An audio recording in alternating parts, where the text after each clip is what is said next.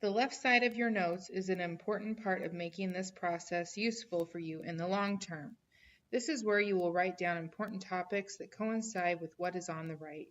You will also write down questions that you have for your teacher and generate questions that might be on a test or quiz. I suggest you begin with the left side of your notes the same night or next day after taking notes on the right side.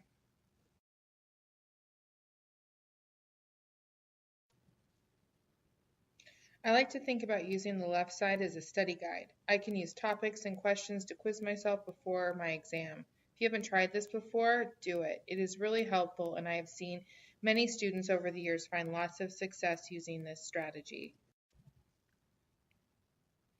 Let's start by adding main ideas or topics to the left column of your notes. You can see what I came up with, but yours might be a little different. Your right side is different than mine, and that's okay. You can see the additions I made to my notes too.